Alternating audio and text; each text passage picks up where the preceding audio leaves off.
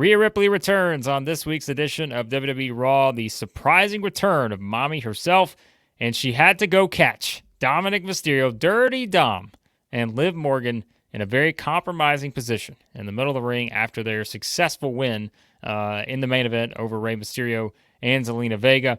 And it was kind of something that had been teased really all night. If you think about it, Damian Priest pulls out the phone asking, "Where are you at?"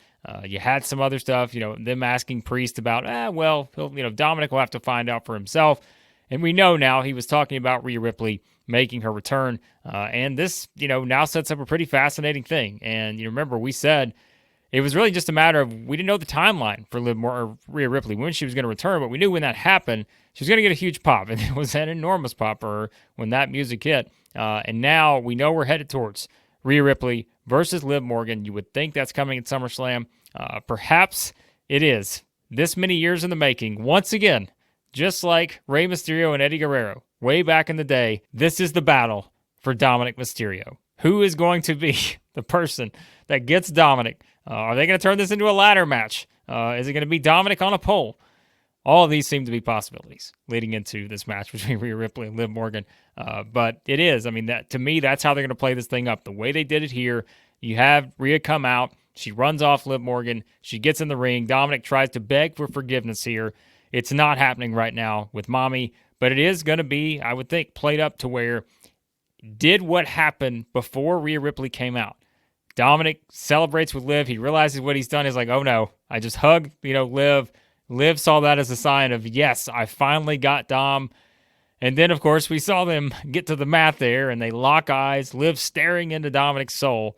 Was that enough to turn Dominic, towards the side of Liv Morgan? And how does he sort of factor into this match? That's going to be a big part of this going into it, if it is SummerSlam as the destination for this big revenge tour match. Both parties here, Liv Morgan and Rhea Ripley. So I really like the way they did that because it's going to really all be about Dominic here and how these two bounce off of each other to try to figure out, okay, is Dominic really turned now with Liv? Did he return to Mommy? Those are all the questions coming out of it. And I like that because it seems like when you get some of these kind of, things built up, the way they do, they always give you a couple questions coming out of it. And we do have some of those coming out of here. It's how is it really going to respond? We saw her. She was not very receptive to Dom and his hugs and all this. He's just pushing him away. And yeah, she's just not having it right now because she's seen everything that's gone on, right? Rhea Ripley has access to WWE Raw on a weekly basis. She's seen what's going on here. And yeah, we'll see how this plays out from here. But that was really the big thing on this week's edition of Raw. You did have the return of Rhea Ripley to set up that Women's Championship match with Liv Morgan. You also had CM Punk start the show, and I thought that was kind of a pretty significant thing because what happened? It was something that I'd seen people talking about. They're like, well, we know we have to get to another big match at SummerSlam, and that is CM Punk versus Drew McIntyre. But the problem is McIntyre just got suspended based on what he did by not really attacking Adam Pearce, but they did get physical with each other after, McIntyre stormed onto the set after the show. Pearce tries to stop him, gets a little bit of an elbow, whatever it was, from McIntyre, and then they get in each other's faces, and Drew gets suspended. And so Punk basically making his claim that he wants Pearce to reinstate Drew McIntyre because otherwise they're not going to be able to have this match at SummerSlam. And so he has to do that. But Pearce, as we saw on the show, really making the plea that Punk needs to go home and heal, right? He needs to go home and rest. It's kind of one of those scenarios now where you take Punk back out of the equation. McIntyre returns to Raw next week. We know that's the setup to talk with Adam Pearce. Again, it's really just a matter of how they get there. We know this match is going to happen. But I do think there's an interesting part in here where they really were focused on telling CM Punk to go home. And we also know that Punk brought up to Seth Rollins in the promo, which Rollins was kind of, the odd man out here. You had him have interactions with Punk on this show. You had him have interactions with Damian Priest, almost teasing another match between the two at some point in the future because they had to address, the non-kick out that happened at Money in the Bank. They did that here and sort of moved past it pretty quickly. But Rollins is kind of the odd man out here. So as I said, I'm curious to see what his role is moving into SummerSlam and beyond. But I do think this is one where, they brought up, Punk saying, hey, you should understand, Seth, you've got a kid. Like, McIntyre's got the bracelet that has my wife's name on it, my dog's name on it. And so, Pierce is telling Punk to go home. And I wonder if, hey, just like LA Knight going and getting himself arrested going at AJ Styles' home. But then LA Knight went to Logan Paul's pool and didn't get arrested there. So LA Knight's really just someone who's trying to break the law in many ways. But that's beside the point. The thing is, could we see Drew McIntyre, do the same thing here, where now that Punk said on this show, and this has kind of been the thing with these two, right? They're bouncing back and forth. That they know what the other's doing because they both are, pretty confident enough to say what they're doing next. And so Punk's going back home. Does that mean Drew McIntyre shows up at Punk's house and all of a sudden we get something there? And we've said many times, how do they get AJ Lee into this thing? Are they going to bring her back into this thing? I know Punk addressed it in the Money in the Bank press conference after the show and sort of just said she's busy and all this other stuff. And hey, if she wants to return, maybe that happens. But as of now, I do wonder if she gets involved in this because we know now it's on Drew McIntyre, right? Punk got his, he one-upped McIntyre. Now it's McIntyre's turn to one-up Punk to get to that match. How does it happen? We know Pierce is going to have to reinstate McIntyre at some point. But I'm curious to see if that kind of plays into it based on the language they used here and the way they set this up. Could you have McIntyre go to Punk's home and we get a brutal attack there? Maybe that's in the cards. But there, as we said, this is just something where I know there's still a lot of people, and you guys can watch my Money in the Bank reaction video. I talked about it. I said, I know there's going to be a lot of, criticism regarding McIntyre winning this briefcase. The short-term option, we said it was going to all be done in a single night versus having a Money in the Bank winner that you can use for months and months and months. But, that was not the case. They decided to go the route of having, McIntyre cash in, Punk screws him out of it, and you're done with the briefcase for an entire year. There's no Jey Uso having it when, the bloodline. There's no Chad Gable having it. So, yeah, I can understand the criticism there. But we also knew that this was something that was only going to escalate this feud further, and they thought this was the best device to do that, to have the Money in the Bank and have McIntyre get screwed out of the title again by Punk for a third time. And so, I think that was, clearly what was in play there. And now we see how McIntyre returns at Punk because Drew's pissed. We know it.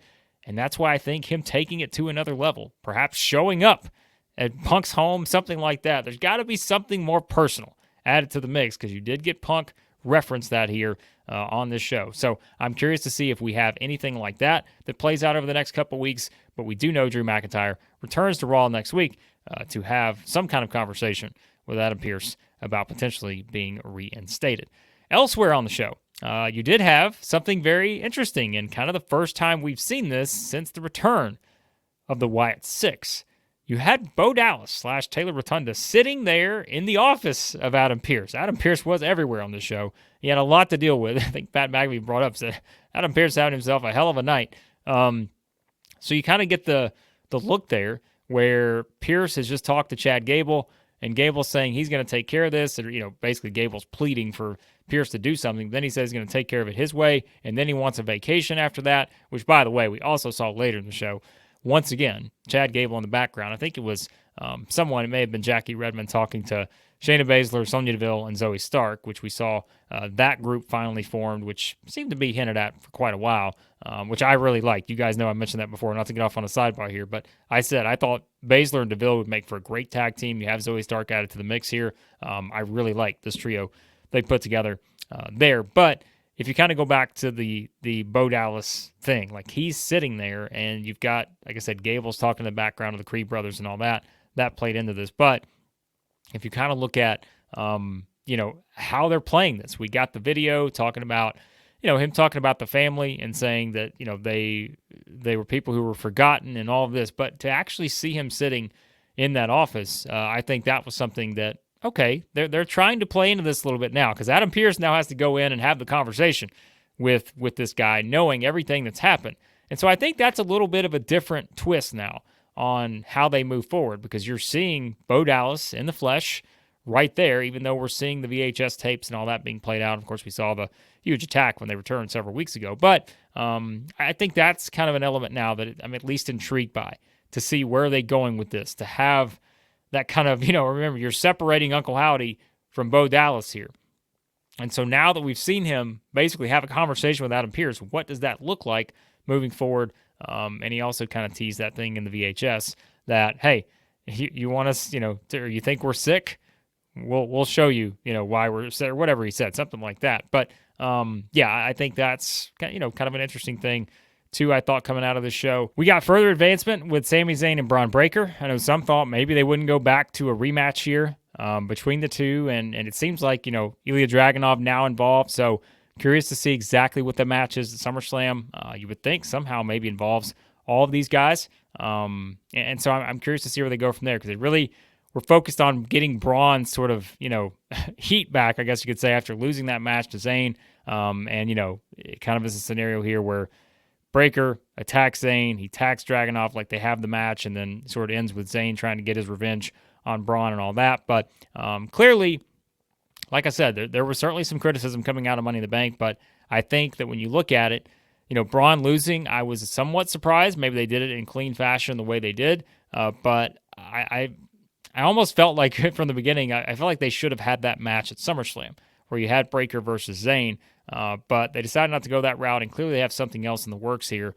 Like I said, you're seeing kind of all the different pieces involved here, and we'll see how this continues to be furthered on the road to SummerSlam, but you've got to think in some way Breaker and Zayn are involved in that match again, and whether Dragunov is in the mix there, I think there's a lot of interesting options they can go with on that, but this seemed like one of the focuses of the show was really getting Braun Breaker reheated up a little bit, I guess you could say, even though I don't think he lost a lot from losing to Sami Zayn, but they clearly wanted to make it obvious that, hey, Breaker's not going to come out and cut a 15-minute promo after he loses. He's going to come out and just beat the hell out of some people, and they accomplished that here, I thought, overall. So those were kind of really the main things, I think, on this show. There was certainly some other stuff, like we said, some sort of minor stuff along the way, but this really was built around Judgment Day, everything with Rhea's return, and you did kind of have some different things coming out of it. You kind of had the back and forth promos, I guess you could say,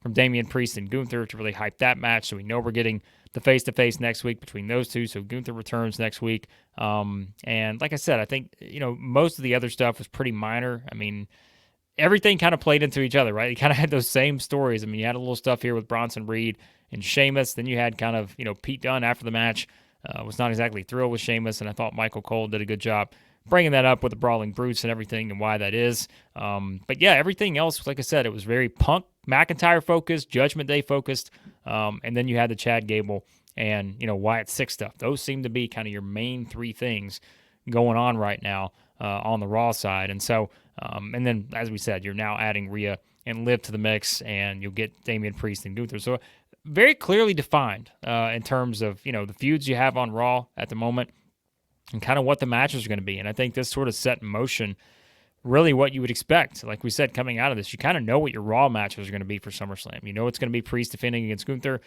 We tend to think that it's going to be, Rhea challenging Liv for the title, Punk and McIntyre in some combination. Like I mentioned, how does Rollins see involved? I mean, I mentioned previously the Money in the Bank thing. Like, is Rollins involved somewhere in any of these, scenarios? I think that's an interesting thing to kind of look at moving forward. We know that Breaker and Zayn are going to be connected in some way for that Intercontinental Championship at SummerSlam, Dragunov included. That's, I think, an interesting thought there. I mean, remember, too, Ludwig Kaiser has the injury. I mean, he brought that up last week, and he's going to return to take out Sheamus and all that. Don't know if he would have maybe been factored into that previously. We don't know exactly, I guess, the timeline of the injury. At least I haven't seen anything on it yet. So, but we know. I mean, again, it's Triple H. That's the thing, right? I know there's some criticism about the outcomes and the booking and all that at Money in the Bank, but you know where things are headed. Like, you have the matches done early. Like, there's no kind of huge mystery in terms of where they're headed for, like, the big matches on one of the biggest shows of the year, which will be SummerSlam, because they've already put the work in, over the past little while to kind of really lead us towards that. So, Jey Uso on this show was really just, got to win over Chad Gable, got out of there to get away from the Wyatt Six stuff. So you didn't really get much with Jey. I feel like Jey is kind of in a holding pattern before to really, just kind of wait until we get to the Bloodline stuff. And I feel like that's where Jey's at right now, which I don't think is the worst thing, because I just mentioned, look at all the other stuff you have going on right now on the show.